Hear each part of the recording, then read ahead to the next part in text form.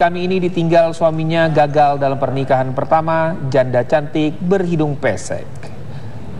Konon katanya ada sedikit desahan ya, berbunyi desahan. Itu yang tidak terjawab ya, apa sesungguhnya yang terjadi di sana. Ini kronologis selanjutnya, ini pukul 21:15 pesawat akhirnya berangkat setelah delay sebelumnya 2 jam. Informasinya ya. Dan tak lama kemudian memang ada suara-suara aneh seperti desahan kembali terdengar di pengeras suara pesawat. Jadi sebelum take off dan saat terbang di atas masih ada terdengar suara-suara pesawat. Inilah kemudian kokpit transit ke Mane. Krunya ngerok katanya begitu. Ini bahasa-bahasa yang sebenarnya tidak lazim terdengar dari announcement pilot ya. Pukul 22 pesawat tiba di Bandara Ngurah Rai. Kembali terdengar celetukan tadi yang sudah disampaikan. Apa maksudnya ini ya?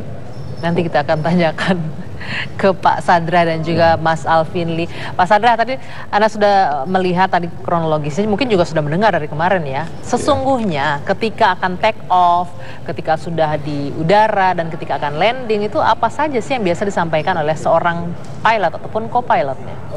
Jadi lazim nggak mendengar hal-hal yang seperti ini? Pertama-tama saya sebetulnya sedih nih ya, karena mencemarkan profesionalisme pilot, khususnya di Indonesia.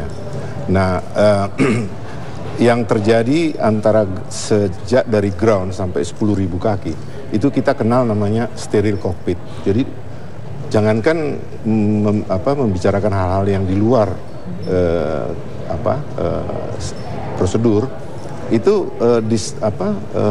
gangguan atau interruption atau distraction dan sebagainya itu tidak boleh. Jadi itu memang kritikal antara 10.000 kaki sampai di ground. Baik waktu take off dari ground sampai 10.000 kaki maupun mau landing dari 10.000 kaki sampai ke ground.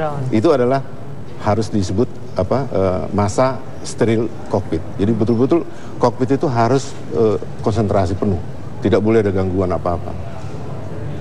Kemudian kalau selaku pilot ya, Pak Sadra, sampai bisa terjadi seperti itu, apa yang Anda duga? Apakah si pilot dalam keadaan tidak sehat, tidak sadar, atau apa? Kalau melihat situasi dan kondisi seperti itu di ketinggian dan ketika di ground. Ya, jadi dari profesionalisme pilot ya, pengalaman itu Anda? Kalau dia dalam kondisi yang tidak fit, itu dia sebetulnya waktu di ground dia harus mendeklar saya unfit to fly. Jadi tidak boleh. Jadi kalau dia sudah melaksanakan tugasnya, itu berarti dia sudah yakin dirinya fit, physically and mentally fit to fly. Jadi tidak ada alasan kalau dia dalam keadaan tidak sehat. Ya, keadaan tidak sehat. Atau ada saya baca di koran itu kemungkinan dia mungkin mabuk atau lain sebagainya. Itu nggak mungkin karena apa? Awak pesawat ini adalah dalam satu gugus tugas yang terdiri dari kapten, first officer, kemudian ada senior flight attendant dan sebagainya. Nah, gugus tugas ini merupakan satu kesatuan, saling melihat. Jadi mulai dari awal mereka itu sudah saling kenal dan saling melihat. Di situ juga kelihatan kondisinya normal atau tidak. Oke Pak, anggaplah ini memang bercanda dia Pak ya, bercanda, jadi sadar tapi bercanda. Bagaimana itu? Nah, ini juga di luar etika profesi. Bercanda itu ada tempatnya, ada waktunya, iya kan? Ini sudah di tempat yang tidak tepat, di tempat yang tidak tepat dan di waktu yang tidak tepat dan dalam kondisi yang juga steril cockpit tadi, di mana dia harusnya konsentrasi. Nah, sekarang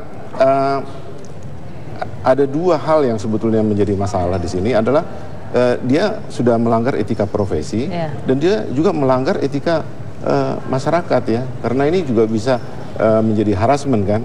Nah, itu harusnya hal-hal yang seperti itu biasanya kan kita off the record kan ya. Nah, kenapa ini bisa sampai